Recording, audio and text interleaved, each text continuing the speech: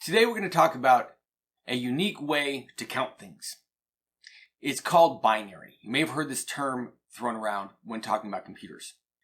Binary is a thing called a number system. Now, up until today, you may not have even thought about it, but number systems are a thing. In other words, how do you organize or come up with a way of keeping track of quantities, amounts, measures? You've been using one your whole life. It's a number system called the decimal system. Now, the decimal system is called the decimal system because it uses 10 unique symbols to represent quantities. Those 10 unique symbols are the symbols 0, 1, 2, 3, 4, 5, 6, 7, 8, and 9. Now, here's what's neat about number systems. They can be organized in such a way to represent quantities greater than their largest symbol. In this case, the largest symbol in the decimal number system is 9. And we all know how to represent quantities greater than 9. You put a 1 just to the left of where the 9 was, turn the 9 into a 0, and you have 1 0, and we all know that means 10. But why? There is a system behind it. Here's what the system is for the decimal system. And by the way, I'm talking about the decimal system. We're going to get to the binary system. It's just a lot easier to understand binary if you think about what we're really doing with decimal.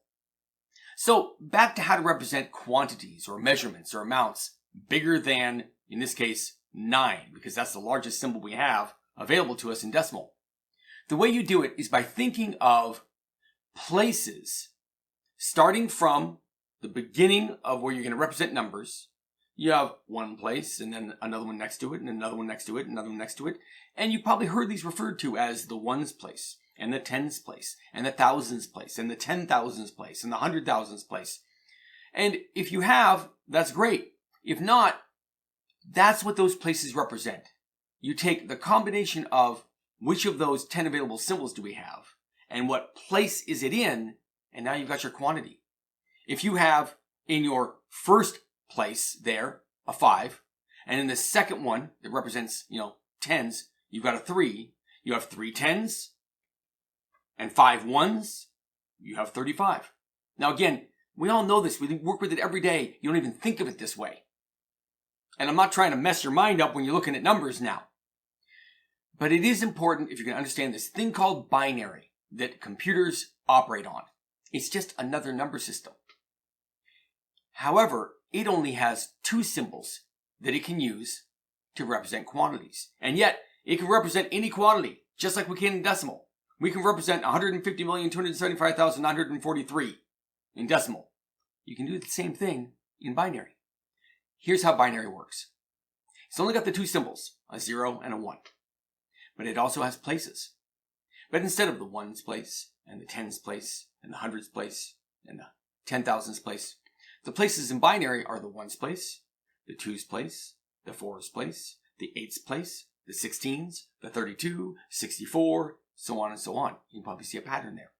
So, if you have a 1 and a 0 in decimal, you know that that's 10. But in binary, that represents 2, the quantity or measurement of 2. Why? Because of the places, the place values. Remember that in binary, it's a number system. The first place is ones place, just like in decimal. But the next place is the twos place, and fours, and eights, and 16s, and so on. So if you have 1, 0, you have 1 in the twos place, and nothing in the ones place. You have 1, 2. You've got 2. So 1, 0 in binary is actually 2, which is very confusing until you work with it a lot. Now, you might ask, why do we do this? Why is it even important? That's weird. You're right. It is weird. However, when people were designing computers in the early 50s and 60s of the last century, they needed some system to represent quantities, amounts, measurements that was also easily implemented in a physical device, an electronic device called the computer. And it turns out, with the way electronics works, it's quite easy to represent a 1 or a 0 in an electronic device. Frankly, it's just, is electricity present? That's a 1. Is it not present? That's a 0. So, without getting into all the nitty-gritty of the electronics inside a computer, just know that you can represent 1 and 0 really easily inside a computer, so why not use this number system called binary to represent quantities, amounts, measurements inside the computer. And that's why the decision was made. So that's binary. It's just another number system, like decimal. It operates with only 2 symbols to represent quantities, 0 and 1, instead of 10 symbols like you're used to, 0 through 9. But with that number system, you can represent any quantity. It just operates a little differently, and it works in accordance with the way computers are physically constructed.